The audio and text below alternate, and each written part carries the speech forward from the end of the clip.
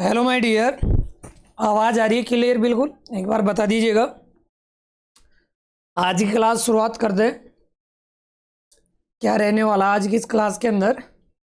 Just शायद इससे पहले हम पढ़ चुके थे सिंपल सेंटेंस। सिंपल सेंटेंस की लास्ट टाइप थी अपनी प्रीपोजिशन विद नाउन जेरेंड वाली, यही थी ना? एक बार देख लीजिएगा लास्ट, एक बार कमेंट सेक्शन में कमेंट करके बता दीजिएगा मेरे को जल्दी से कि आज क्या कंपाउंड सेंटेंस चलेगा। एक बार बताइए जल्दी से। वॉइस क्लियर आ रही है ना? सभी को देख लेना एक बार। अगर क्वालिटी चेंज करना है तो कर लीजिएगा। और ये जो मास्टर बैच है ये आपके लिए लेके आया हूँ, और आज ये अपनी ये सिंथेसिस की 4th नंबर की क्लास रहने वाली है। और रेगुलर क्लास आपको देखना है डेली। आपको 5 बजे, शाम के 5 बजे आपको क्लास देखने को मिल जाएगी। डेली क्लास मिलेगी इसी चैनल के ऊपर, नोटिफिकेशन ऑन रखना है आपको। तो सिंथेसिस पढ़ रहे थे इसमें हम, और ऑलरेडी मैं कंजक्शन आपको पढ़ा ही चुका हूँ चैनल के ऊपर। तो देखिएगा, स्टार्ट करते हैं आज की अपनी क्लास, जिसके अंदर हमने सिंपल सेंटेंस के जितने भी कंसेप्ट थे वो क्लियर कर लिए हैं। और आज की इस क्लास के अंदर मैं आपको कंपाउंड सेंटेंस किस प्रकार से आपको कंबाइन करना है ये सीखना है, ठीक है? तो शुरुआत करते हैं अपनी क्लास को। हेडिंग डाल लीजिएगा कंपाउंड सेंटेंस। कंपाउंड सेंटेंस क्या होता है, और पूरे कंसेप्ट आपको ध्यान रखना है। अगर कंजक्शन नहीं पढ़े हो तो पहले कंजक्शन वाली क्लास देख लेना, क्योंकि कंपाउंड सेंटेंस अभी समझ में आ जाएगा कि होता क्या है। डरते हैं बच्चे इस टॉपिक से, सिंथेसिस से डरते हैं। सिंथेसिस क्लोज, क्या पता क्यों डरते हैं? बिल्कुल इजी टॉपिक है यार। देखिएगा इस कंपाउंड सेंटेंस की डेफिनेशन क्या होती है। दो या दो से अधिक प्रिंसिपल क्लोज को कंबाइन कर सिंगल कंपाउंड सेंटेंस बनाया जाता है। अब ये प्रिंसिपल क्लोज क्या होती है पहले हम डिस्कस कर चुके हैं कि प्रिंसिपल क्लोज क्या होती है। अगर ये नहीं पता अभी तक प्रिंसिपल क्लोज क्या होती है, फर्स्ट वाली क्लास देख लो जाके सिंथेसिस की, या फिर क्लोज वाली क्लास देख लो कि प्रिंसिपल क्लोज क्या होती है। तो या दो से अधिक प्रिंसिपल क्लोज को कंबाइन कर हम एक कंपाउंड सेंटेंस बनाएंगे। एग्जाम में ये टाइप रहेगी कि आपको 2 सेंटेंस देगा, आपस में उनको कंबाइन करवाएगा, और कंबाइन करवा के या तो वो सिंपल सेंटेंस बनवाएगा, कंपाउंड या फिर कॉम्प्लेक्स। तीनों टाइप में से 2 टाइप आपके एग्जाम में आएंगी। देखिएगा प्रिंसिपल क्लोज जो होती है वो कोऑर्डिनेट कंजक्शन से जुड़ी हुई होती है। इसमें जो एक प्रिंसिपल क्लोज रहेगी, ध्यान रखना, वो कोऑर्डिनेट कंजक्शन से जुड़ी हुई होती है। अब प्रिंसिपल क्लोज किसे कहते हैं? जिसका स्वयं का क्या हो, अर्थ दे रखा हो, यानी खुद का रियल मीन हो। तो स्टार्ट करते हैं। अब ये कंजक्शन होता क्या है? कई प्राणी ऐसे हैं गोलू मोलू कि उनको ये पता नहीं है कि कंजक्शन क्या होता है। तो अभी ये अगर सिंथेसिस की आप क्लास भी देख रहे हो ना, तो यहीं पे इसको ड्रॉप आउट कर देना, क्लास को छोड़ देना यहीं पे, और सबसे पहले कंजक्शन पढ़ के आना, तो ही ये टाइप समझ में आएगी ना। अदरवाइज भूल जाना कि सिंथेसिस भी कुछ होता है। अब वो कंजक्शन नहीं पढ़ना जो आपकी किताब में दे रखा है। मुझे पता है कि जो आपके पास में जो एसपी दे रखी है उसमें कंजक्शन अलग है, और वो ना तो टाइप आपके एग्जाम में आएगी, ना ये कंपाउंड सेंटेंस उस टाइप से बन पाएंगे। उसमें डायरेक्टली दे रखा है एंड से जोड़ने के, बोथ एंड से जोड़ने के नियम, सो एज वेल जो भी है वही, उससे नहीं बनेगा ये, ठीक है? तो पहले हम चलते हैं कंजक्शन क्या होता है। नहीं भी पढ़े हो तो यहाँ पे ध्यान से पढ़ लो। कंजक्शन का मीन क्या होता है? Combination of words, sentences, phrases and clauses. इसका ये मतलब होता है कि आपस में 2 शब्दों को या 2 सेंटेंस को या फ्रेजेस को या क्लोजेस को जोड़ने का काम करता है कौन? कंजक्शन वाइज सब। ये कंजक्शन वाइज सब जोड़ने का काम करता है। इन चीज़ों को जोड़ेगा, या तो आपस में 2 शब्द को जोड़ेगा, या 2 वाक्यों को जोड़ेगा, या फिर जो फ्रेजेस होती है, जो वाक्यांश होते हैं, इनको जोड़ने का काम करता है, ठीक है? नेक्स्ट हम बात करते हैं इसकी जो डेफिनेशन होती है। अब कई प्राणी क्या होते हैं, डेफिनेशन की स्पेलिंग भी गलत लिख लेते हैं, यहाँ ए कर लेते हैं, है ना? स्पेलिंग ये होती है, गलत मत लिखा करो। Conjunction is a word which joins together 2 words, more than 2 words, sentences, phrases and clauses. यानी कंजक्शन एक ऐसा शब्द होता है जो आपस में 2 शब्दों को जोड़ेगा, या मोर देन 2 वर्ड्स यानी 2 से अधिक शब्दों को, वाक्यों को, फ्रेजेस को या क्लोजेस को जोड़ेगा, ठीक है? तो ये डेफिनेशन आपको समझ में आ गई होगी कि इसका अर्थ क्या होता है। जस्ट आगे हम बात करें तो देखिएगा, ये एग्जाम्पल नोट करो फटाफट से।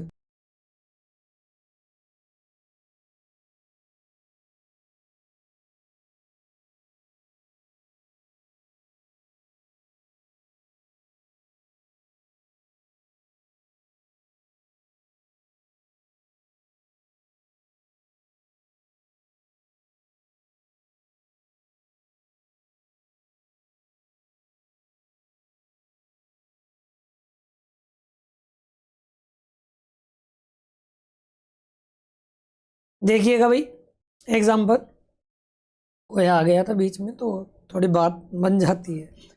देखिएगा एग्जाम्पल है, जैसे मोहन एंड रोहन, यहाँ पे दो नाउन है मोहन और रोहन, इनको आपस में जोड़ने का काम कर रहा है एंड कंजक्शन। ठीक है, ऐसे आई वेंट टू सी, यानी मैं उसे देखने गया था, but he was not there, लेकिन वो वहाँ नहीं था। अब ये बट कंजक्शन है, ये इस वाले सेंटेंस को जोड़ रहा है और इस वाले सेंटेंस को जोड़ रहा है, आपस में जोड़ने का ही काम कर रहा है ये। तो कंजक्शन आपस में ध्यान रखना है, या तो दो शब्दों को जोड़ेगा या वर्ड को जोड़ेगा या सेंटेंस को। अब हम बात करते हैं जो कंजक्शन होते हैं, इसकी टाइप्स होती है तीन। एक तो होते हैं कोऑर्डिनेट कंजक्शन, और एक होते हैं सबऑर्डिनेटिंग कंजक्शन, और एक होता है कोरिलेटिव या कोरिलेटिंग कंजक्शन।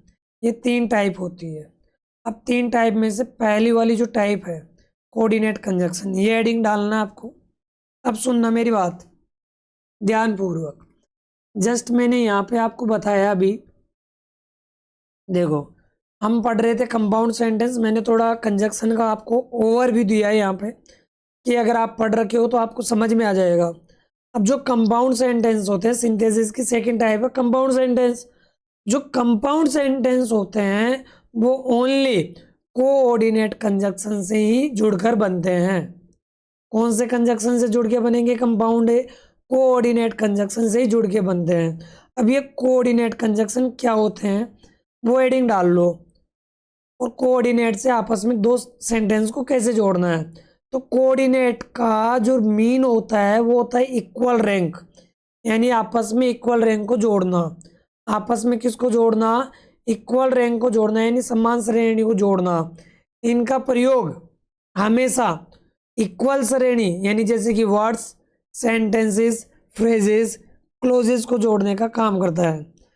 कोऑर्डिनेट जो कंजक्शन होते हैं वो कौन कौन से होते हैं, ये ध्यान रखना है कि कोऑर्डिनेट कंजक्शन कौन कौन से होते हैं।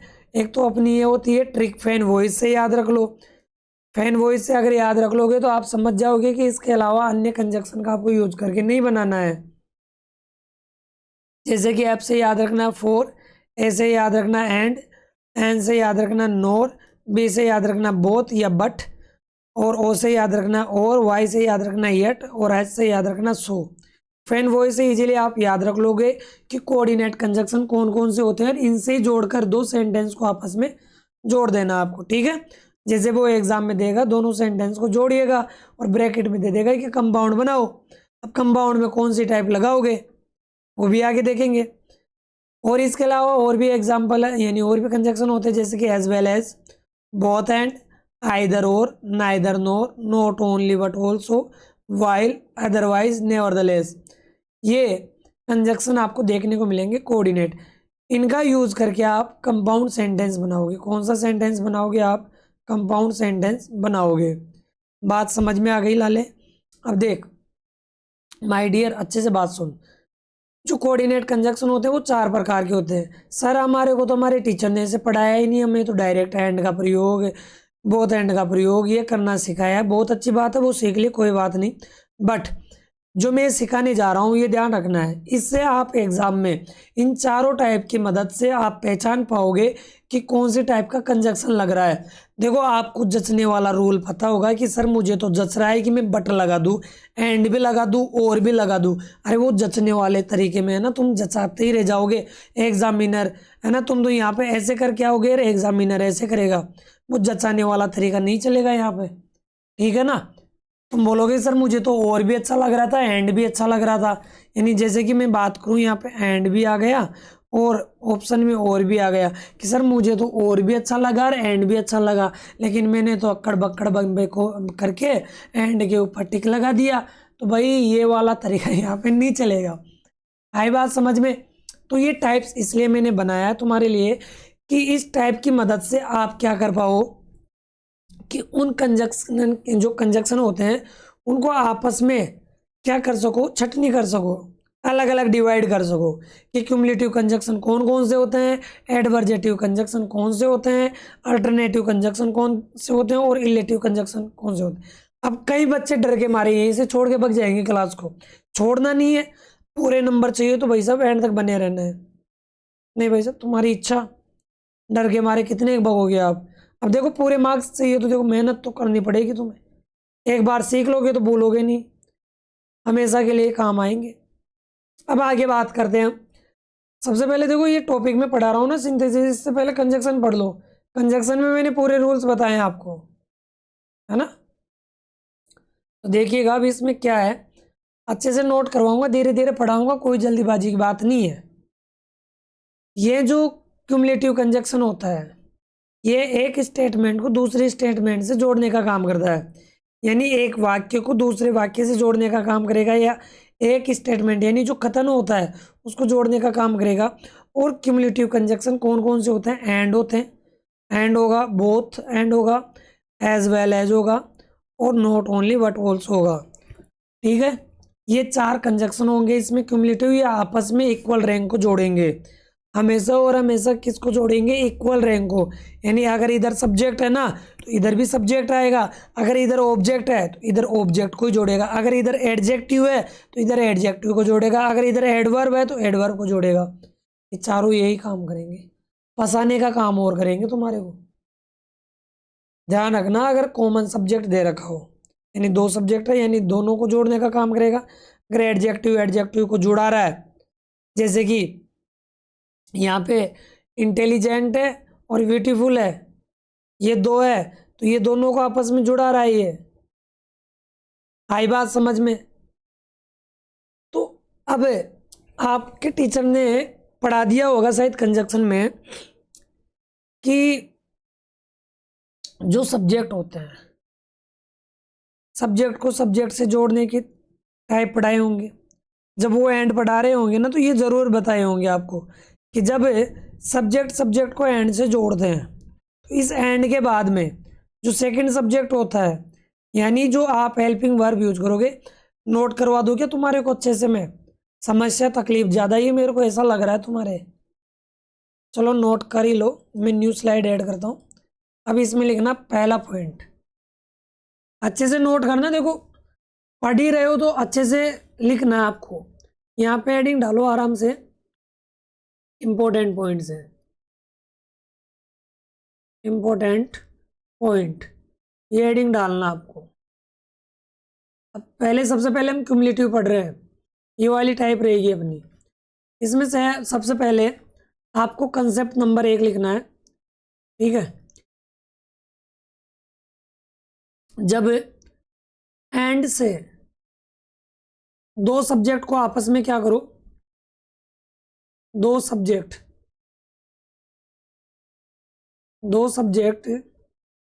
को जोड़ते हैं ना अपन। देखो राइटिंग पे मत जाना भाई, थोड़ा देखो इस टेबलेट पे लिखना पॉसिबल नहीं हो पाता। देखो जब एंड से 2 सब्जेक्ट को जोड़ते हैं तो जो वर्ब होती है, तो वर्ब हम प्लुरल यूज करते हैं। कौन सी प्लुरल फॉर्म यूज करेंगे? यानी जो वर्ब होगी वो ध्यान रखना प्लुरल यूज करना। आप अपने तरीके से लिख लेना, मैं शॉर्ट में बता रहा हूँ। यानी जब एंड से आप 2 सब्जेक्ट को जोड़ रहे हो तो यहाँ पे वर्ब आपको क्या यूज करना है? प्लुरल यूज करना है। सब्जेक्ट की बात कर रहा हूँ, लेकिन सेकंड पॉइंट यहीं पे लिखना है इसमें, अगर ऑब्जेक्ट को जोड़ना है एंड से, ऑब्जेक्ट से जोड़ते समय, यानी यहाँ पे ऐसे लिखना, एंड से जब ऑब्जेक्ट को जोड़ते हैं, इसको जोड़ते हैं, जब ऑब्जेक्ट को जोड़ते हैं तब कोई बदलाव नहीं करते, तब कोई बदलाव नहीं करते हैं, जैसा है वैसा लिख देते हैं।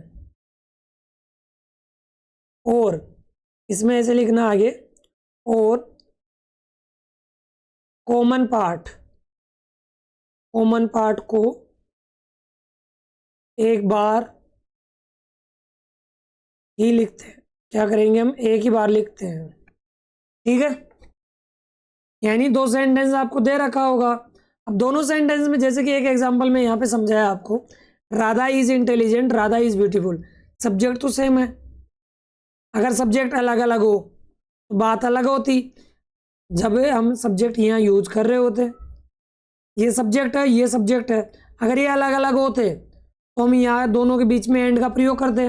लेकिन जब सब्जेक्ट ही सेम है, कुछ नहीं करना। यहाँ पे देखो ऑब्जेक्ट अलग अलग है ना, ऑब्जेक्ट अलग अलग है,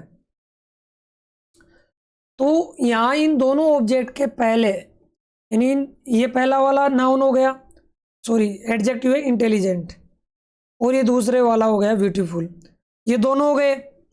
अब यहाँ पे जो कॉमन पार्ट है दोनों सेंटेंस में, राधा इज, यहाँ पे कॉमन पार्ट कौन है, राधा इज, दोनों को बाहर निकाल लो, राधा इज ये दोनों लिख दिया। इसके बाद में जो ऑब्जेक्ट है, फर्स्ट ऑब्जेक्ट को लिखना है आपको, देन इसके बाद में कंजक्शन यूज करना है, फिर सेकंड ऑब्जेक्ट को लिखना है। तो तुम नोट्स कैसे बनाओ, देखो कैसे भी बना रहे होंगे, मुझे नहीं पता कैसे आप बना रहे हो, ठीक है, लेकिन ये अच्छी तरीके से मैंने समझाया है तुम्हें कि अगर सब्जेक्ट सेम दे रखे होंगे तो ऑब्जेक्ट अलग होंगे, और अगर सब्जेक्ट अलग अलग है ऑब्जेक्ट सेम दे रखे होंगे।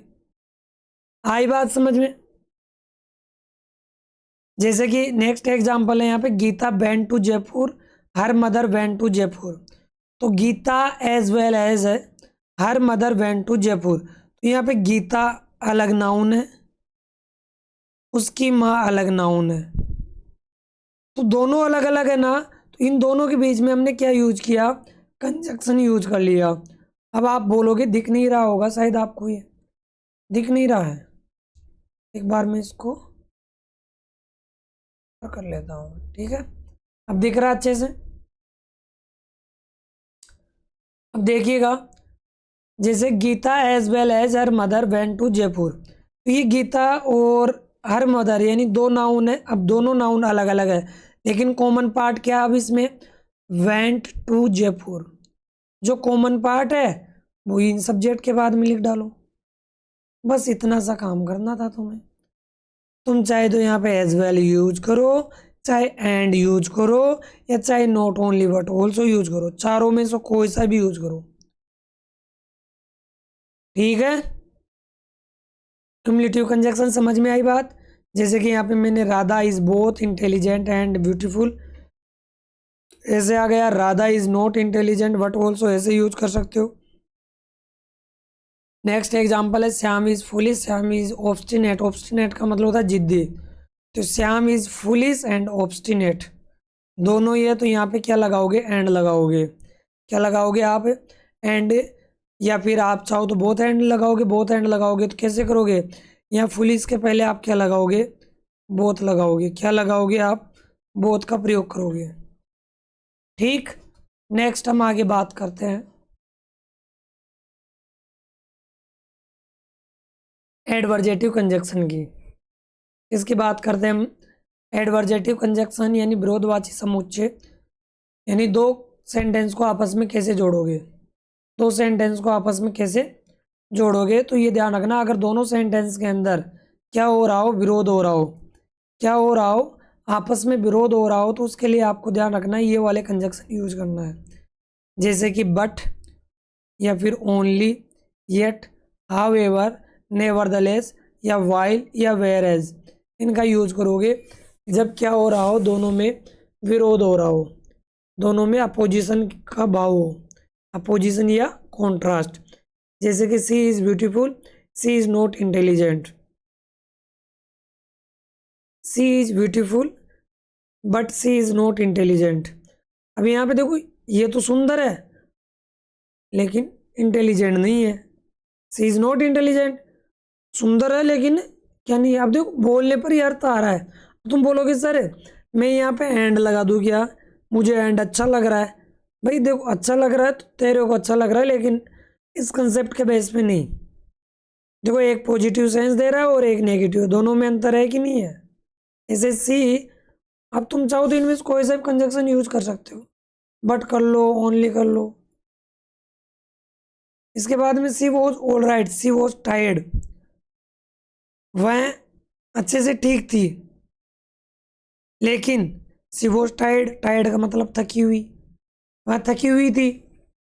ओनली या बट दोनों में से आप कोई सा भी यूज कर लो। एक में तो देखो ऐसे बोल रहा है कि ठीक थी, सब कुछ ठीक था, लेकिन थकी हुई थी, मतलब एंड से थोड़ी ना जुड़ रहा है। तुम्हें अच्छा लगेगा एंड से, बोथ एंड से जोड़ना, लेकिन वो ऐसे नहीं करना है तुम्हें।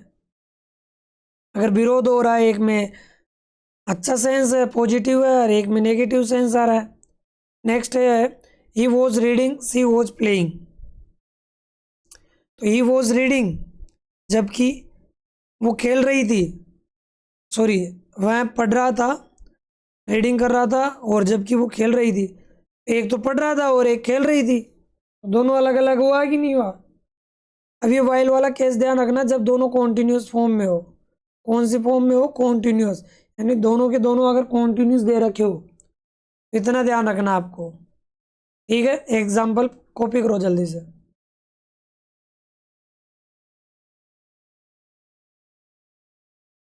नेक्स्ट एग्जाम्पल है he is very gentle, he is whether is very rude. Rude का मतलब है यहाँ पे अभद्र होना, क्रूर होना। सॉरी, देखिएगा, अब दोनों में कॉन्ट्रास्ट हो रहा है कि नहीं हो रहा है। देखो वह तो इंटेलिजेंट है, सॉरी जेंटल है, लेकिन उसका भाई है ना रूड है, नालायक, नियायती है। उसके लिए किसका प्रयोग करोगे आप? बट का भी यूज कर सकते हो, वेर एज का भी प्रयोग कर सकते हो। सी वर्कड हार्ड, सी फेल्ड, कठिन परिश्रम किया और फेल हो गया, मतलब एंड लगाओगे यहाँ पे। भाई कठिन परिश्रम किया और फेल हो गया, सर मुझे अच्छा तो लग रहा है, अच्छा लग रहा है तो अच्छी बात है तेरे को, तो ऐसे करके आएगा एग्जामिनर, ऐसे करेगा। तो ऐसे जोड़ने वाले आएंगे आपके, ठीक है। Yet how ever, I am poor I shall help you, मैं गरीब हूँ, मैं मदद करूंगा, यानी गरीब होते हुए भी मदद करूंगा। तो नेवरदलेस यूज कर लो, बट कर लो, येट कर लो, कुछ भी करो। आई बात समझ में? यार बोंदू प्राणी वाली हरकत मत कर यार, देख ये समझ ले, थोड़ा भला हो जाए। नहीं तो फिर ये देख, ये ऐसा मुंह बना के बैठोगे एग्जाम में, ऐसा दिख रहा है ना, कैसा मुंह गोलू मोलू, ऐसे घूर रहा है, ये घूरने वाली टाइप मत करो तुम। नेक्स्ट टाइप लिखो, थर्ड टाइप है अल्टरनेटिव कंजक्शन। ये कंजक्शन दो ऐसे वाक्यों को जोड़ते हैं जिनमें चुनने का बोध हो, यानी अल्टरनेटिव चॉइस हो। ये कंजक्शन है जैसे कि और हो गया, एल्स हो गया, नाइदर नोर, आइदर और, अदरवाइज। अब कई प्राणी ऐसे बोलेंगे सर आप तो रैपिडली पढ़ा रहे हो ये टाइप। अरे भाई, जब मैं कंजक्शन पढ़ा रहा था तब क्या नींद आ रही थी तेरे को? हाँ, अरे नींद आ रही थी, अब बोल रहे हो कि सर हमारे कुछ पल्ले नहीं पड़ रहा, जाके कंजक्शन पढ़ ले पहले, तो समझ में आ जाएगा ये। मैंने वहाँ पे बोथ एंड के भी नियम लिखवाए हैं, एंड वाले भी नियम लिखवाए हैं, कैसे यूज करना है, एज वेल आ गए तो एज वेल के हिसाब से कैसे वर्ब यूज करना है, बताया है मैंने वहाँ पे, हर चीज नोट करवाई है। अब तुम्हें नींद आ रही है, सपनों में खो रहे हो, अभी भी समय है, सुधर जाओ, है ना। तो एग्जाम्पल है जब आपको चुनने का सेंस, देखो ऐसे बोलते हैं ना कि देख या तो तू पढ़ ले या फिर बैठ बकरियां चरा ले, यही बोलेंगे घर वाले, यही बोलते या तो पढ़ ले या कुछ काम धंधा कर ले जो तेरा कल्याण हो जाए। तो ऐसे ही यहाँ पे बोला जा रहा है कि अगर आपको चॉइस करना हो, या तो पढ़ ही ले या ये काम कर ही ले, बस वो तेरे हाथ में। अभी तू चाहे तो रील बना ले या फिर पढ़ ही ले। तो जैसे come with me, go to the library, या तो मेरे साथ आओ या फिर लाइब्रेरी जाओ, या फिर आइदर और से जोड़ सकते हो। आइदर से जोड़ोगे तो आइदर को पहले लिखो, फिर कम विद मी और गो टू द लाइब्रेरी, ठीक है। यानी आइदर का प्रयोग इस पहले कॉमन सेंटेंस के पहले लिखो, फिर यहाँ पे और लगाओ, go to the library. Move fast, you will be late. जल्दी चलो, यू विल बी लेट।